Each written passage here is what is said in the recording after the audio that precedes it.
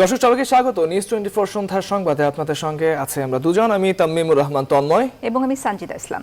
রাজধানীর প্রগতি সরণিতে গোল্ডেন মনিরের গাড়ির showroom. প্রভাবশালীদের manage করার জন্য দামি গাড়ি ছিল তার জাদুর কাঠি। মনিরের বাসার গ্যারেজে রাখা গাড়ি দুটি আনা হয় শুল্কমুক্ত সুবিধায়, আর র্যাবের অভিযানের পরও গাড়ি দুটি পড়ে আছে মনিরের গ্যারেজে। তবে অভিযানের পরও জব্দ তালিকায় নেই এসব গাড়ি। পুলিশ বলছে চতুর্থ দিনের রিমান্ডে বিপুল সম্পত্তির পেছনে নানা তথ্য দিয়েছেন মনির।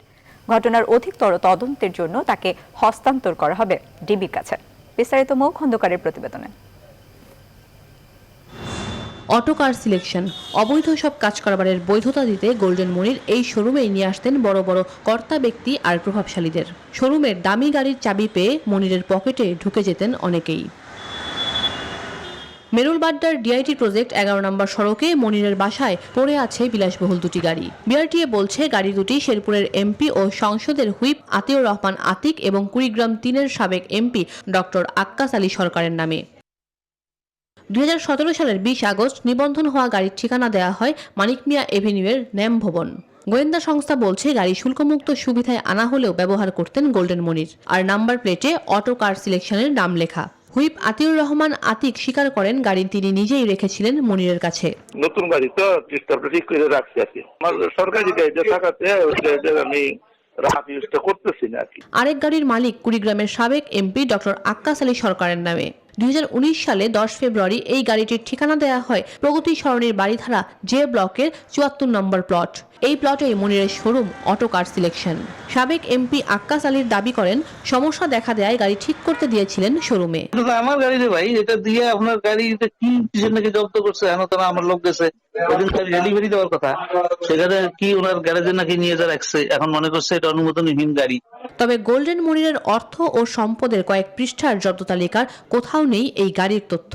এই সকল গাড়ির বিষয়ে তথ্যের জন্য আমরা ইতিমধ্যে আনুষ্ঠানিকভাবে বিআরটিএর সঙ্গে যোগাযোগ করেছি। বিলাসবহুল যে গাড়িগুলি আছে সে সকল গাড়ির বিষয়ে আনুষ্ঠানিকভাবে বিআরটিএ তদন্ত শুরু করেছে। চতুর্থ দিনের মতো রিমান্ডে গোল্ডেন মনির। জিজ্ঞাসাবাদে নানা তথ্য মিলছে বলে জানায় পুলিশ। তবে অধিকতর তদন্তের জন্য গোল্ডেন মনিরকে শীঘ্রই দেওয়া হবে ডিবির কাছে। এটি একটি গুরুত্বপূর্ণ মামলা, স্পর্শকাতর মামলা, এবং সেই বিবেচনায় ইতিমধ্যে ডিবি গুলশান ডিভিশন তারা কিন্তু আমাদের সাথে সম্পৃক্ত হয়েছে, এবং ডিবি গুলশান ডিভিশন এবং গুলশান ডিভিশন মিলে একসাথে কিন্তু এই মামলা যে তদন্তের বিষয়গুলো আমরা এখন একসাথে আমরা নির্বাহ করব, এবং এর মাধ্যমে আমরা মনে করি যে তদন্তের ক্ষেত্রে একটি নতুন ডাইমেনশন যোগ হলো।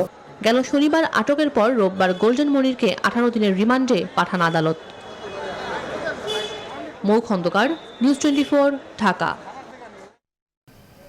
লক্ষ্মীপুর 2 আসনের স্বতন্ত্র সংসদ সদস্য শহীদ ইসলাম পাপুল ও তার স্ত্রী সহ 4 জনের অবৈধ সম্পত্তির অনুসন্ধান করবে দুদক। তাদের বিরুদ্ধে অর্থ পাচার ও অবৈধ সম্পদ অর্জনের অভিযোগে মামলা করেছে দুর্নীতি দমন কমিশন। এমপি পাপুলের মেয়ে ওয়াফা ইসলাম শারিকা জেসমিন আক্তারকেও 148 কোটি টাকার অবৈধ লেনদেন এবং প্রায় 2 কোটি 31 লাখ টাকার সম্পত্তি গোপন করার অভিযোগে আসামি করা হয়েছে। মানব পাচার, ভিসা বাণিজ্য ও অর্থ পাচার সম্পর্কিত মামলায় শহীদকে জুনে কুয়েতে গ্রেপ্তার করা হয়। পরে তাকে সেখানে কারাগারে পাঠানো হয়। এমপি পাপুল এখন সেখানকার কারাগারে বন্দী রয়েছেন।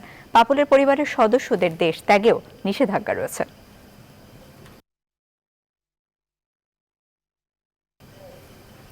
করোনা ভাইরাস সংক্রমণের কারণে শিক্ষা মন্ত্রণালয়ের অধীনস্থ স্কুলগুলো এবার প্রথম শ্রেণীর মতো সব শ্রেণীতেই লটারির মাধ্যমে শিক্ষার্থী ভর্তি করা হবে।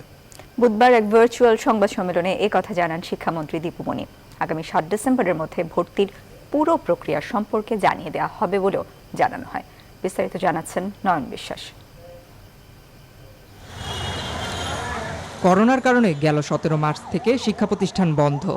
দফায় দফায় ছুটি বাড়িয়ে সবশেষ বন্ধ ঘোষণা করা হয় আগামী 19 ডিসেম্বর পর্যন্ত। প্রথম শ্রেণীতে লটারির মাধ্যমে শিক্ষার্থী ভর্তি করা হতো রাজধানীর মাধ্যমিক বিদ্যালয়ে, কিন্তু করোনার ছুটির কারণে এই প্রথম দ্বিতীয় শ্রেণী থেকে নবম শ্রেণী পর্যন্ত লটারির মাধ্যমে ভর্তি করা হবে। বুধবার ভার্চুয়াল প্রেস ব্রিফিংয়ে একথা জানান শিক্ষামন্ত্রী ডাক্তার দীপু মনি।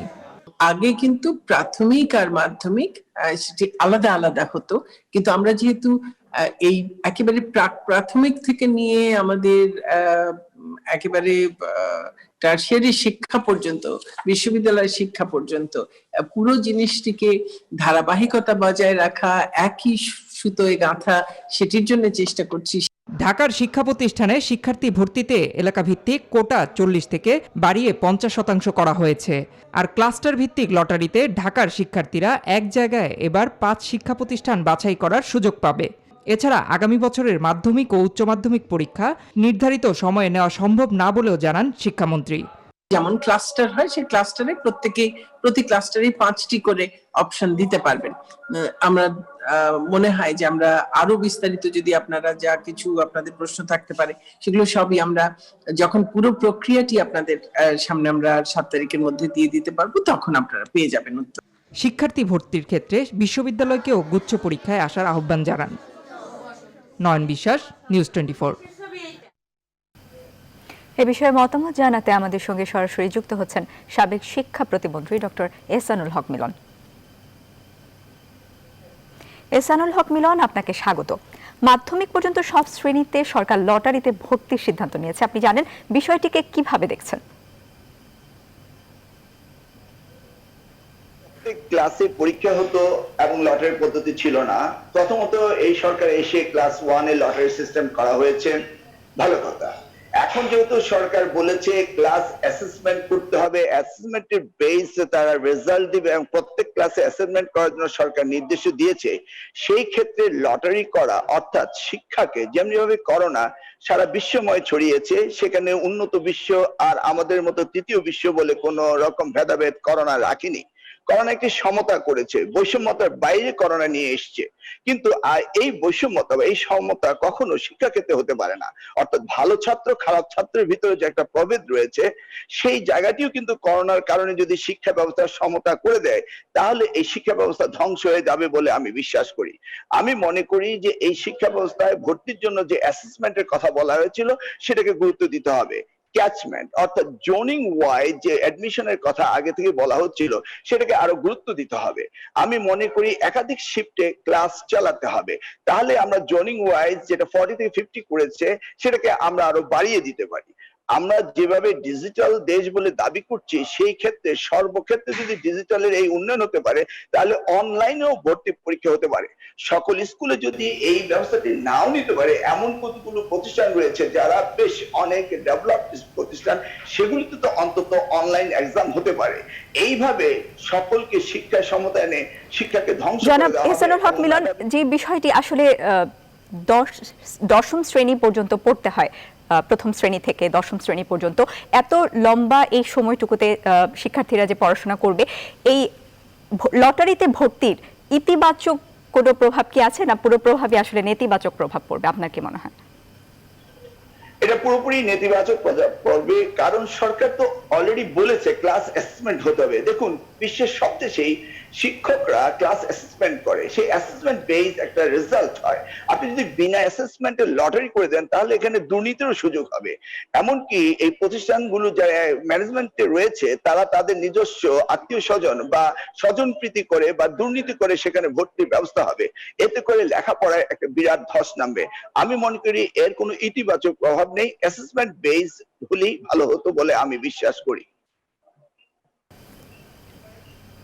এহসানুল হক মিলন, আপনাকে ধন্যবাদ। দর্শক, মাধ্যমিক পর্যন্ত সব শ্রেণীতে সরকার লটারির মাধ্যমে ভর্তির সিদ্ধান্ত নিয়েছে। এ বিষয়ে আমাদের সঙ্গে আলোচনায় সরাসরি যুক্ত হয়েছিলেন সাবেক শিক্ষা প্রতিমন্ত্রী ডক্টর এহসানুল হক মিলন। শীতের শুরুতেই হঠাৎ করেই রাজধানীর বিভিন্ন স্থানে অগ্নিকাণ্ডের ঘটনা ঘটছে। 30 ঘন্টার ব্যবধানে পুড়েছে 3টি বস্তি। এসব ঘটনাকে সতর্কবার্তা বলছেন বিশেষজ্ঞরা। আর ঢাকা উত্তরের মেয়র বলছেন, বারবার বস্তি পোড়া রোধে লোকালয়ের পাশেই প্রধানমন্ত্রীর নির্দেশে ফরেস্টেশন করা হবে। পুড়ে যাওয়া বস্তিবাসীদের ঘুরে দাঁড়াতে সহায়তারও আশ্বাস দেন তিনি। বিস্তারিত মাহমুদুল হাসানের রিপোর্টে। করোনার বিরুদ্ধে প্রতিনিয়ত যুদ্ধ করে ক্লান্ত মানুষগুলো হঠাৎই নিঃস্ব আগুনের ভয়াবহ ছোবলে। লকডাউনের মাঝে সঞ্চয় ভেঙে বেঁচেছিলেন কোনো মতে, এবার আগুন নিয়েছে শেষ আশ্রয়টুকু।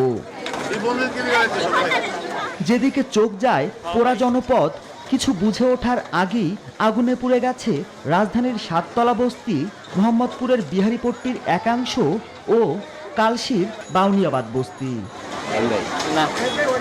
বেঁচে থাকার শেষ সম্বলটুকু হারিয়ে খোলা আকাশের নিচে দিন কাটছে অসহায় মানুষদের। কোথায় গেছে না গেছে সেটাও করতে পারি না, শুধু মানুষগুলো আমরা বাইরে এসে আমরা কিচ্ছু বার করতে পারি না। তারা ষড়যন্ত্র করে 5টা লোক আসরের আজানটা দিছে আপা, তখন আমি ওখানে চেয়ারে বসা, আমি আমার ছেলের আরবি পড়তে পারি, বসার পরে 5টা লোক বের হয়েছে, বেরোর পরে আমার এক লোক বলতেছে কি আগুন আগুন। আপনাদের কাছে বিচার, এই বিচারগুলো ক্ষতিপূরণগুলো কে দিব? কমিশনার দেব না শেখ হাসিনা দিব? আমাকে দীর্ঘদিন ধরে মামলা চলতেছে কোর্টে, এই বস্তি উচ্ছেদকরণের আজকে বস্তি উচ্ছেদ করবার লাগে।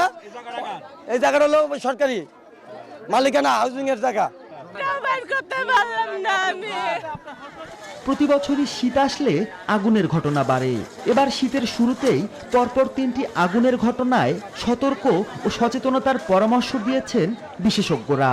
বস্তি এলাকাগুলোতে হাইডেন সিস্টেম যেন করা যায়, ইন্ট্রোডিউস করা যায়, ওয়াশার মাধ্যমে যাতে হাইডেন সিস্টেম ইন্ট্রোডিউস করা যায়। তারপরে প্রত্যেকটা বাড়িকে লোকজনকে সচেতন করা আগুন নিবানোর ব্যাপারে, তাহলে কিন্তু দেখা যাবে যে আরো সাস্টেনেবল মানে আপনি স্লাম এরিয়া কিন্তু গড়ে তোলা সম্ভব হবে। পরপর কেন আগুন লাগছে তা খতিয়ে দেখা হচ্ছে বলে জানান ঢাকা উত্তরের মেয়র। বস্তিবাসীদের জন্য স্থায়ীভাবে কিছু করার কথাও জানান তিনি। স্থায়ী সমাধান করার জন্য অবশ্যই মাননীয় প্রধানমন্ত্রী আমাকে অনেকবার বলছে যে বস্তি বাসী যারা আছে তাদের জন্য একটা এই সমাধান করা দরকার। লোক থেকে গভর্নমেন্টে যে যারা জায়গা আছে তাদের সাথে আলাপ কিছু এখানে থাকবে, কিছুকে আবার আরেক জায়গায় নিতে হবে। ক্ষতিগ্রস্ত বস্তিবাসীকে ঘুরে দাঁড়াতে পাশে থাকারও আশ্বাস দেন উত্তরের মেয়র। মাহমুদুল হাসান, নিউজ 24, ঢাকা। তৃণমূল নেতাকর্মীদের আগ্রহ না থাকায় স্থানীয় সরকার নির্বাচনে যাওয়া নিয়ে দোটানায় পড়েছে বিএনপি। দলীয় প্রতীকে অংশ নিয়ে পূর্বের অভিজ্ঞতা আর নানা হয়রানির শিকার হওয়ার অভিযোগ এনে বিএনপি সিদ্ধান্ত নিচ্ছে দলীয় প্রতীকের বাইরে গিয়ে স্বতন্ত্র নির্বাচন করবে তাদের প্রার্থীরা। নিউজ 24-কে এসব তথ্য জানিয়েছেন দলের শীর্ষ নেতারা। বিস্তারিত মারুফা রহমানের প্রতিবেদন। সারা দেশের বিভিন্ন পৌরসভায় ইতিমধ্যেই চলছে অনানুষ্ঠানিক গণসংযোগ। প্রার্থীরা ভোটারদের কাছ থেকে দোয়া চাইছেন, তবে উল্টো চিত্র দেখা যাচ্ছে বিএনপিতে। নির্বাচনের জন্য প্রার্থী বাছাই প্রক্রিয়া শুরু করলেও বিএনপি নেতাকর্মীরা জানান, কোভিড-19 পরিস্থিতি আর ক্ষমতাসীন দল ও ইসির অধীনে যে কোনো ধরনের নির্বাচনে অংশ নিতে খুব একটা আগ্রহ নেই তাদের। আমেরিকার যে প্রার্থী 5জন প্রার্থী দীর্ঘ প্রায় 1 মাস 1.5 মাস থেকে শোডাউন দিয়ে যাচ্ছে বিভিন্নভাবে, তাদের সকলের মুখে আওয়াজ হলো যে আমরা দখল করবো, এবার দখল করবো। নির্বাচনের পূর্বে তাদের যে পেশি শক্তির ব্যবহার, যেটা প্রশাসনের ছত্রছায়ায় ঘটে, তখন দেখা যায় ভোটাররা ভোট কেন্দ্রে যেতে পারে না। তবে অনেক এলাকার মনোনয়ন প্রত্যাশীরা শুধু নিজের রাজনৈতিক অবস্থান ধরে রাখতে কিংবা দলীয় নির্দেশনা পালনের জন্য নামকাওয়াস্তে নির্বাচনে অংশ নিতে চাইছেন। এ নিয়ে শিগগিরই নতুন করে সিদ্ধান্ত নেবে বিএনপি। পৌরসভা নির্বাচনের ব্যাপারে আগের যে উৎসাহ উদ্দীপনা স্থানীয় নেতাকর্মীদের মধ্যে ছিল, সেটা বর্তমানে খুবই কম। তো সেইটাকে স্বাগতম জানানোর জন্য তো পরিশ্রম করা, অর্থ বিনিয়োগ করা, নেতাকর্মীদেরকে কষ্ট দেয়া, মামলার মালিক হওয়া, এটার কোনো অর্থ হয় না। এ ধরনের একটা মানসিকতা বেশিরভাগ নেতৃবৃন্দের মধ্যে আছে। নীতি নির্ধারণী ফোরামের সদস্য গয়েশ্বর চন্দ্র রায় জানান, কেবলমাত্র নিয়ম রক্ষার জন্য নির্বাচনে যাওয়া নয়, বরং দলের সিদ্ধান্তের কারণে যেন তৃণমূল নেতাকর্মীরা হয়রানি না হয় সেটাও ভাবার সময় এসেছে। নৌকা থাকলেও ওখানে আর অন্য কোনো মার্কা সেই প্রার্থী দাঁড়াতেই পারবে না, সেই প্রার্থীরা ঘর থেকে বেরোতে দেবে না, এমন একটা মতামত আছে। আরেকটা জিনিস হলো যে আমরা যারা নীতি নির্ধারণে আছি, আমাদের যে উপর যে নির্যাতনটা এক ধরনের, আর তৃণমূলের নির্যাতনটা হলো আরেক ধরনের। সেই মানে নির্যাতনটা খুব ভয়াবহ। তৃণমূলরা যেহেতু প্রত্যক্ষভাবে নির্যাতিত, সেই কারণে নির্বাচনের দিকে তো তাদের মত না থাকারই কথা। আগামী 28 ডিসেম্বর প্রথম দফার 25টি পৌরসভার ভোট। পৌরসভা নির্বাচনের পর এপ্রিল থেকে ধাপে ধাপে শুরু হবে ইউনিয়ন পরিষদ নির্বাচন। মারুফা রহমান, নিউজ 24, ঢাকা। বিদেশিদের কাছে নয়, যদি নালিশ করতেই হয় দেশের জনগণের কাছে নালিশ করতে বিএনপির প্রতি আহ্বান জানিয়েছেন আওয়ামী লীগের সাধারণ সম্পাদক ওবায়দুল কাদের। বুধবার সকালে সরকারি বাসভবনে ব্রিফিংয়ে এই আহ্বান জানান তিনি। বিভিন্ন দূতাবাস কর্মকর্তাদের সাথে বৈঠক করে তারা আবার সার্বভৌমত্বের কথা বলে, তারা নাকি স্বাধীনতা রক্ষা করবে। তাই বলবো, দূতাবাসে নয়, ক্ষমতা যেতে চাইলে জনগণের কাছে যান। নালিশ বিদেশিদের কাছে নয়, দেশের জনগণের কাছে করুন, জনগণের মন জয় করুন।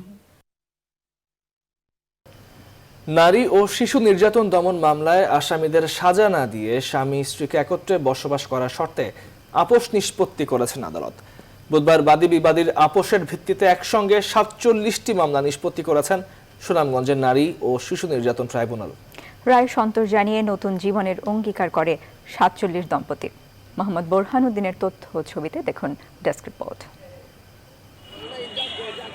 সুনামগঞ্জে ভিন্ন ভিন্ন সময় নিজেদের স্বামীর বিরুদ্ধে নারী ও শিশু নির্যাতন দমন আইনে মামলা করেন ৪৭ নারী। নির্যাতন ও যৌতুক দাবি সহ বিভিন্ন অভিযোগ ছিল স্বামীদের বিরুদ্ধে। আপোষ নিষ্পত্তির অঙ্গীকারনামা পেয়ে বুধবার পৃথক এসব মামলার বাদী বিবাদী তাদের পরিবার পরিজন ও সংশ্লিষ্ট আইনজীবীদের ডাকেন নারী ও শিশু নির্যাতন দমন ট্রাইব্যুনাল। বেলা ১টার দিকে রায় ঘোষণা করেন বিচারক মোহাম্মদ জাকির হোসেন। এ সময় কাউকে সাজার আদেশ না দিয়ে বাদী বিবাদী স্বামী স্ত্রীকে সহাবস্থানে থেকে একসঙ্গে বসবাস করার শর্তে আপোষ নিষ্পত্তি করা হয়। অঙ্গীকারনামায় ৪৭ দম্পতি জানান পরিবারের সবাইকে নিয়ে শান্তিপূর্ণভাবে সংসার করবেন তারা।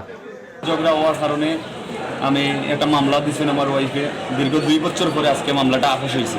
আমরা মিল মহব্বত হয়ে গেছে, আমরা এখন আছি, ঠিক আছি, আজকে আমরা মামলা আপোষ, খুশি আছি। তবে সদ্য নিষ্পত্তি হওয়া এসব মামলায় স্বামীদের বিরুদ্ধে পুনরায় অভিযোগ পাওয়া গেলে আইনি ব্যবস্থা নেওয়া হবে। আদালত শুধু শাস্তি দেয় না, যে আপোষে মামলা নিষ্পত্তি করে দেন, মিলিয়ে দেন, এর কাজ সাথে হইল যাতে শান্তি শৃঙ্খলাভাবে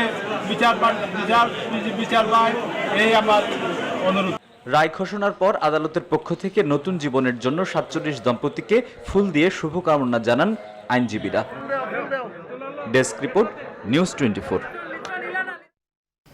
সন্ধ্যা সংবাদে পর্যায়ে নিচ্ছে একটি বিরতি। ফিরছে আরো খবর নিয়ে, সঙ্গেই থাকুন।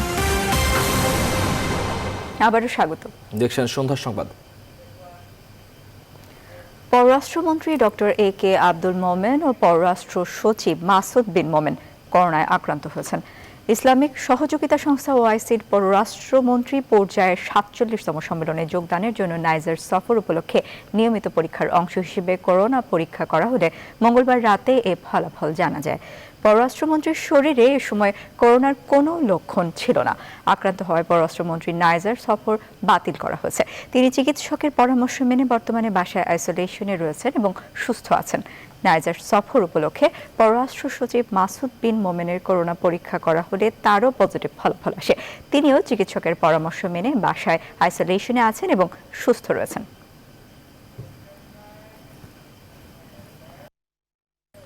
এবারে দেশে করোনা পরিস্থিতির খবর। দেশে গেল ২৪ ঘন্টায় করোনায় মৃত্যু হয়েছে আর ৩৯ জনের। এ নিয়ে মৃতের সংখ্যা বেড়ে দাঁড়িয়েছে মোট ৬,৪৮৭ জনে। নতুন শনাক্ত হয়েছেন ২,১৫৬ জন। এখন পর্যন্ত ৪,৫৪,১৪৬ জন শনাক্ত হয়েছেন। গেল ২৪ ঘন্টায় সুস্থ হয়েছেন ২,৩০২ জন। বুধবার স্বাস্থ্য অধিদপ্তর থেকে প্রকাশিত নিয়মিত সংবাদ বিজ্ঞপ্তিতে এসব তথ্য জানানো হয়। গেল ২৪ ঘন্টায় নমুনা পরীক্ষা করা হয়েছে ১৬,০০১টি আর শনাক্ত বিবেচনায় ২৪ ঘন্টায় প্রতি ১০০ নমুনায় ১৩.৪৭% এবং এখনো পর্যন্ত ১৬.৮৪% হয়েছে। দ্রুত কার্যকর ভ্যাকসিনের জন্য সর্বোচ্চ চেষ্টা চালাচ্ছে যুক্তরাষ্ট্র, যুক্তরাজ্য, চীন ও রাশিয়া। মডার্না, ফাইজার ও অ্যাস্ট্রাজেনেকার পর এবার নিজেদের ভ্যাকসিনের সফলতার দাবি করেছে মস্কো। মঙ্গলবার নতুন প্রাথমিক তথ্য বিশ্লেষণ করে স্পুটনিক 5 নামের টিকাটি করোনা প্রতিরোধে ৯৫% কার্যকর বলে দাবি করেছে পুতিন প্রশাসন, যা প্রথম দফায় দাবি হয়েছিল ৯১.৪%। ভ্যাকসিন তৈরি ও সরবরাহে জার্মানিকে সহযোগিতার জন্য চীন প্রস্তুত বলে জানিয়েছেন চীনা প্রেসিডেন্ট শি জিনপিং। বয়স্ক নাগরিক এবং চিকিৎসা সেবা প্রদানকারী প্রতিষ্ঠানগুলোকে সবার আগে করোনা টিকা দিবে স্পেন। এখন পর্যন্ত বিশ্বে করোনা সংক্রমণের সংখ্যা 6,99,000 ছাড়িয়ে গেছে।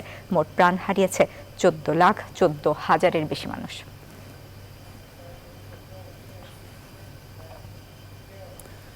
শিক্ষা প্রতিষ্ঠান বন্ধ দীর্ঘদিন, করোনা আর কয়েক দফা বন্যার আঘাতে দারিদ্রতা বেড়েছে। আর তার নেতিবাচক পারিপার্শ্বিক অবস্থায় কুড়িগ্রামের চরাঞ্চল ও দুর্গম এলাকায় বেড়ে গেছে বাল্য বিবাহের হার। বেসরকারি হিসেব তাই বলছে। এতে বেড়েছে স্বাস্থ্য ঝুঁকি। জনপ্রতিনিধি ও পুলিশ প্রশাসন বাল্য বিবাহ রোধে কাজ করার কথা জানালেও বাস্তব চিত্র ভিন্ন। হুমায়ুন কবির সূর্যর তথ্য ছবিতে ডেস্ক রিপোর্ট। কি কষ্টে এই কান্না তা অনেকের বোঝার বাইরে। খেলাধুলা কিংবা আনন্দ উল্লাসের বয়সে এই কিশোরীর মাটির চুলার ধোঁয়া সহ্য করতে হচ্ছে দিনের পর দিন। বাল্যবিয়ের শিকার হয়ে স্বামীর সংসারে অনেকটা কাজের লোকের মতোই হয়ে গেছে তার জীবন। বাল্যবিয়েতে যৌতুক কম লাগে, স্বামীর কাছে যাওয়ায় বাবার বোঝাও দূর হয়, এমন ধারণা কুড়িগ্রামের 4 শতাধিক চরাঞ্চলে। এসব ধারণার সঙ্গে এবার যোগ হয়েছে করোনা সংকটে কর্মহীনতা এবং বন্যার কয়েক দফা আঘাতে সৃষ্ট দারিদ্র্য। আশা ছিল পড়াশোনা করাইব, কিন্তু আমার গ্রামের লোকজন পরিবেশ ভালো না, এই জন্য ছোট তাই এখন বিয়ের সাথে বিয়ে দেব। বয়স বেশি হলে আমরা মেয়েটা বিয়ে দিতে পারবো না এবং যৌতুক লাগবে বেশি। পরে যে কি হবে এটা তো চিন্তা ভাবনা করতেছি না, কারণ যে বিয়ে দেখালি বেঁচে যায়। আমরা বেসরকারি একটি জরিপ বলছে 2017 সালের আগস্টে বাল্যবিয়ে হয়েছে 47টি। একই বছরের জানুয়ারি থেকে আগস্ট মাস পর্যন্ত ঘটেছে 339টি বিয়ের ঘটনা। 2017 সালের ডিসেম্বর থেকে 2020 সালের আগস্ট পর্যন্ত 33 মাসে এই সংখ্যা 2603টি। পুষ্টিহীনতায় ভোগে, মানে অনেকেই বাচ্চা নিয়ে আসে, বাচ্চা অপুষ্টকর, মাটাও মানে হাঁটতে পারে না। বাল্যবিয়ের কারণে নারী স্বাস্থ্যের অবনতি সহ নানান অসুবিধার কথা স্বীকার করেছেন স্থানীয় জনপ্রতিনিধিরা। তবে এসব বিয়ে রোধে আরো কঠোর আইনের দাবি তাদের। আইনগত ত্রুটি আছে, যার কারণে অনেক সময় একটু ভুয়া কাজী থাকে বা ইমামরা থাকে, আমিন ধরে বিয়ে পড়া যায়। আইনগতভাবে দেখা তাদেরকে পরে ধরা যায় না। পুলিশ বলছে করোনাকালে আইন শৃঙ্খলা রক্ষা সহ বিভিন্ন বিষয়ে অতিরিক্ত দায়িত্ব পালন করতে হয়েছে। তবুও বাল্যবিয়ে রোধে সতর্ক রয়েছেন কর্মকর্তারা। বাল্যবিবাহ প্রতিরোধে জেলা পুলিশের পক্ষ থেকে বিট পুলিশিং এর আওতায় প্রতিটি বিটে নিয়মিতভাবে সচেতনতামূলক কর্মসূচি চালানো হয়। বিশেষ করে বিভিন্ন এনজিও প্রতিনিধি যারা আছেন তাদের নিয়ে একটি প্ল্যাটফর্ম তৈরি করা হয়েছে। আইনের প্রয়োগ ও সামাজিক সচেতনতার কারণে 2017 সালের ডিসেম্বর থেকে 2020 সালের আগস্ট পর্যন্ত বাল্যবিয়ে রোধ করা গেছে 961টি। Desk report, news 24। সর্বোচ্চ শাস্তি মৃত্যুদণ্ড হওয়ার পরও ধর্ষণের সংখ্যা কমছে না, এমন সমীক্ষা আইন ও সালিশ কেন্দ্রের। বিশেষজ্ঞরা বলছেন, আইন হলেও আইনের প্রয়োগ না হওয়া পর্যন্ত ধর্ষণের সংখ্যা কমবে না। এছাড়া পর্নোগ্রাফির আসক্তি, মাদকাসক্তি, পরিবার ও সমাজে নারীকে সম্মানের চোখে না দেখাকেও ধর্ষণের অন্যতম কারণ বলে মনে করছেন তারা। আর আন্তর্জাতিক নারী নির্যাতন প্রতিরোধ পক্ষ উপলক্ষে অন্তরা বিশ্বাসের প্রতিবেদনে বিস্তারিত। আইন ও সালিশ কেন্দ্রের তথ্য অনুযায়ী চলতি বছরের প্রথম 10 মাসে দেশে 1349 জন ধর্ষণের শিকার হয়েছেন। আর ঢাকা মহানগর পুলিশ ডিএমপির তথ্য অনুযায়ী ঢাকায় সেপ্টেম্বরে 60টি ধর্ষণের ঘটনায় মামলা হয়। অক্টোবরে এই সংখ্যা ছিল 85। অক্টোবরের দ্বিতীয় সপ্তাহে ধর্ষণের সর্বোচ্চ শাস্তি মৃত্যুদণ্ডের বিধান রেখে এ সংক্রান্ত আইনটির সংশোধনী প্রস্তাব অনুমোদন করে বাংলাদেশ সরকার। এরপর 18 নভেম্বর ধর্ষিতার বদলে ধর্ষণের শিকার শব্দবন্ধ বসিয়ে জাতীয় সংসদে আইনটি পাশ হয়। এই সময়ের মধ্যে এবং পরেও ধর্ষণের অন্তত 191টি ঘটনার তথ্য উঠে আসে গণমাধ্যমে। সেই আইনের প্রয়োগের একটা বড় সমস্যা রয়েছে। এখন যদি জিজ্ঞেস কেন প্রয়োগ হয় না, আমি সর্বোপরি সবচেয়ে আগে বলবো যে একটা জবাবদিহিতার একটা অভাব আছে, যে যার যেই দায়িত্ব পালন করা সে তার ঠিক মতন সময় মতন সেই দায়িত্ব পালন করছে না। পুলিশ যেখানে যে কেস ফাইল হয় সে আরো অনেক তৎপর হতে হবে, সহানুভূতিশীল হতে হবে। এদিকে নারী অধিকারের সাথে সংশ্লিষ্টরা বলছেন, পরিবারে নারীকে সম্মান না দেয়া হলে এই সমস্যার সমাধান হবে না, সামাজিক মূল্যবোধেরও পরিবর্তন আনতে হবে। সংসারে বাড়িতে নারীকে কি চোখে দেখা হয় তাই আমাদের এখানে পারিবারিক নির্যাতন এত বেশি, কারণ নারীর সম্মান নাই। পর্নোগ্রাফির বিভিন্ন ভাবে যেই অপপ্রচারটা হচ্ছে এবং সেটা যেভাবে ব্যবহৃত হচ্ছে সেটা নিয়ন্ত্রণের জন্য সরকার থেকে কোনো কাজ হচ্ছে না। সেখানে কিন্তু পরিবার থেকে যে কাজটা করা উচিত সেগুলো করা হচ্ছে না। তারা আরো বলেন, করোনার সময়ে ঘরবন্দি থাকা, চাকুরি হারানো এবং বিভিন্ন মানসিক চাপে থাকা পুরুষদের নির্যাতনের অন্যতম শিকার হয়েছেন নারীরা। অন্তরা বিশ্বাস, নিউজ 24, ঢাকা। সন্ধ্যার সংবাদে আবারও বিরতি, সঙ্গে থাকুন। আবারও স্বাগত। দেখছেন নিউজ 24 সন্ধ্যার সংবাদ। সিলেটের রায়হান হত্যা মামলার প্রধান অভিযুক্ত বরখাস্তকৃত এসআই আকবরকে পালাতে সহায়তাকারী কোতোয়ালি থানার ভারপ্রাপ্ত কর্মকর্তা সৌমেন মৈত্র ও মামলার প্রথম তদন্ত কর্মকর্তা উপপরিদর্শক আব্দুল বাতেনকে সাময়িক বরখাস্ত করা হয়েছে। প্রদেশ সদর দপ্তরের নির্দেশে 18 নভেম্বর থেকে তাদের দুজনকে সাময়িক বরখাস্ত করা হয়। বরখাস্তকৃতদের মধ্যে সৌমেনকে রংপুরে ও আব্দুল বাতেনকে সিলেট পুলিশ লাইন্সে সংযুক্ত করা হয়েছে। চাঞ্চল্যকর এই মামলায় এ নিয়ে এসএমপির মোট 7 পুলিশ সদস্যকে সাময়িক বরখাস্ত, 3 জন প্রত্যাহার হলো। এ পর্যন্ত এসআই আকবর হোসেন ভুইয়া সহ গ্রেপ্তার করা হয়েছে 4 পুলিশ সদস্যকে। 30% মুক্তিযোদ্ধা কোটা পুনর্বহাল সহ 7 দফা দাবিতে বিক্ষোভ কর্মসূচি পালন করেছে বাংলাদেশ মুক্তিযোদ্ধা সন্তান সংসদ। বুধবার জাতীয় প্রেস ক্লাবের সামনে বিক্ষোভ কর্মসূচি পালন করে মুক্তিযোদ্ধা সন্তান সংসদ। এ সময় নিজেদের দাবি নিয়ে সংগঠনের নেতাকর্মীরা মুক্তিযুদ্ধ মন্ত্রণালয় ঘেরাও করতে গেলে পুলিশ সচিবালয়ের সামনে তাদের ব্যারিকেড দিয়ে বাধা দেয়। পরে সংক্ষিপ্ত সমাবেশে বিক্ষোভকারীরা বলেন, স্বাধীনতা বিরোধীরা ষড়যন্ত্র করে পরিকল্পিতভাবে মুক্তিযোদ্ধার পরিবারের উপর অত্যাচার নির্যাতন চালাচ্ছে। একই সাথে কোটা পুনর্বহালের দাবি অবলম্বনে না মানা হলে কঠোর আন্দোলনের হুঁশিয়ারি দেন তারা।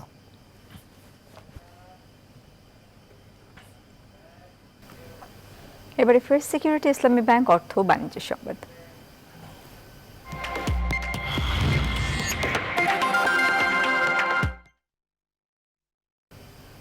সরকার নির্ধারিত মূল্যে চাল সরবরাহ করবে না মিল মালিকরা।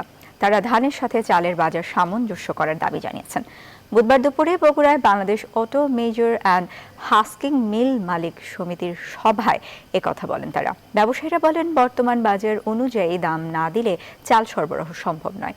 বিগত বছরগুলো মিল মালিকরা লোকসান দিয়ে চাল সরবরাহ করলে এবার আর কোনোভাবেই লোকসান দিয়ে চাল সরবরাহ সম্ভব নয়। পাশাপাশি তার চুক্তির সময় বর্ধিত করারও দাবি জানান তারা। পরিষ্কার করে বলতে চাই যে ধানের বাজারের সঙ্গে সরকারের দেওয়া বাজারের সঙ্গে সামঞ্জস্য রেখে চাউলের বাজারটা নির্ধারণ করলে আমরা দিতে পারবো। এর বাইরে আমাদের কিছুই করার নাই। এবার আন্তর্জাতিক প্রসঙ্গ। ডোনাল্ড ট্রাম্পের আমেরিকার প্রথম নীতি বদলে বিশ্ব মঞ্চে নেতৃত্ব দেওয়ার প্রস্তুতি নিয়েছে বলে মন্তব্য করেছেন প্রেসিডেন্ট নির্বাচনে জয়ী জো বাইডেন। হোয়াইট হাউসের পথ প্রশস্ত হওয়ায় নিজের পরিকল্পনা প্রকাশ করেছেন তিনি। এদিকে প্রেসিডেন্ট নির্বাচনের প্রায় 3 সপ্তাহ পরে পরাজয় স্বীকার করে ফের অস্বীকার করেছেন মার্কিন প্রেসিডেন্ট ডোনাল্ড ট্রাম্প। এক টুইট বার্তায় লিখেছেন, 3রা নভেম্বরের ভোটে কারচুপি হয়েছিল। বিস্তারিত জানাচ্ছেন চন্দ্রনী চন্দ্র। ট্রাম্পের 4 বছর ইউরোপ ও বিশ্বের অন্যত্র যুক্তরাষ্ট্রের পুরনো মিত্রদের তুমুল অস্বস্তিতে ফেলেছিল। নতুন প্রেসিডেন্টের চ্যালেঞ্জ তা কাটিয়ে ওঠা।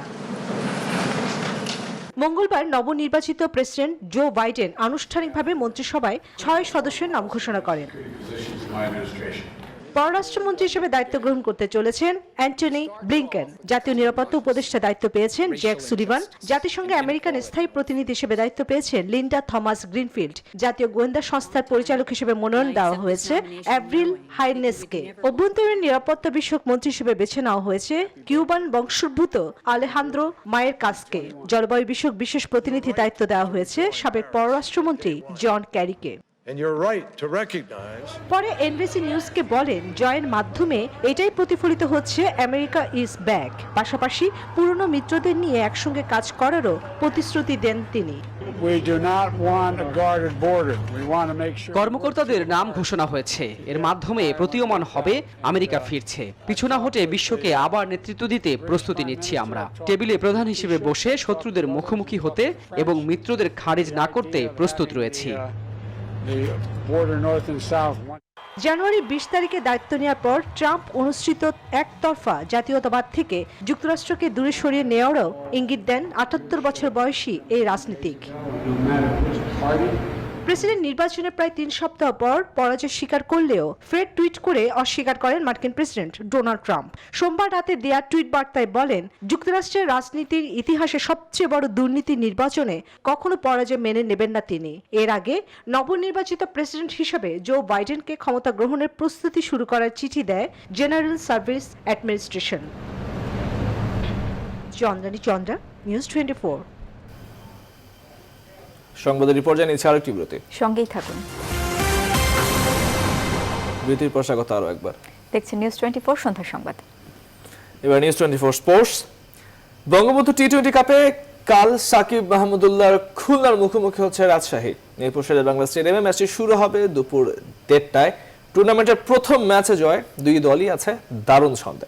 এদিকে সন্ধ্যা 6:30টায় ঢাকার বিপক্ষে ম্যাচ দিয়ে মিশন শুরু করতে যাচ্ছে চট্টগ্রাম। আরিফুল ইসলাম জানাচ্ছেন বিস্তারিত।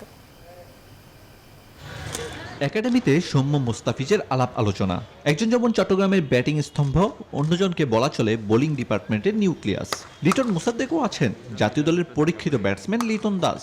নিজের দিনে মাটিতে নামিয়ে আনতে পারেন প্রতিপক্ষের বোলারদের। টি-20-র মারকাটারি যুগে স্পিনার তাইজুলকেও বেশ মনোযোগী হতে দেখা যায় ব্যাটিং সেশনে।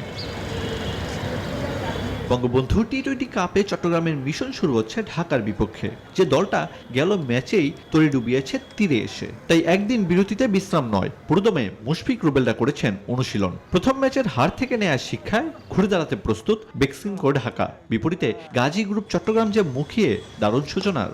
আমরা সেটা সর্ট আউট করছি এবং ইনশাল্লাহ প্র্যাকটিস সেশনে সেটা আমরা ইমপ্লিমেন্ট করার চেষ্টা করব যে কোথায় আমরা ভুল করেছি। তো আই হোপ যে নেক্সট গেমে ভুলগুলো কমে আসবে। আমরা যদি আমাদের স্বাভাবিক খেলাটা খেলতে পারি তাহলে আমাদের যে টিম, আমরা ইনশাল্লাহ পজিটিভ রেজাল্টই আশা করছি। শেষ ওভারে নাটকীয় জয়, সাকিব মাহমুদুল্লাহরা ফুরফুরে মেজাজে। কাগজে কলমে রাজশাহীর চেয়ে এগিয়ে এই দলটা। তবে অনিশ্চয়তার ক্রিকেটে দিনের খেলাটাই আসল। আর তাই হয়তো দলের নির্ভরযোগ্য অলরাউন্ডার মোহাম্মদ সাইফুদ্দিনকে ছাড়াই ঢাকাকে ধরাশায়ী করে রাজশাহী। সেই জয়টাই আত্মবিশ্বাসের পুঁজি। আমি মনে করি যে এটা আমাদের জন্য একটা ভালো একটা উইন, আমাদের টিমের জন্য একটা ভালো স্পিড বয়ে আনবে আমি মনে করি, এবং আশা করছি যে নেক্সট ম্যাচের জন্য এটা আমাদের জন্য একটা ভালো ইন্সপায়ার হবে। প্রথম দিনে সিনিয়রদের মিশেলে জ্বলে উঠেছিল তরুণ ক্রিকেটাররা। দ্বিতীয় দিনে বাজিমাত করবে কারা, সেদিকে নজর থাকবে সবার। আরিফুল ইসলাম, নিউজ 24। শেষ করছে এখনকার নিউজ 24 সংবাদ। সাথে থাকার ধন্যবাদ সবাই।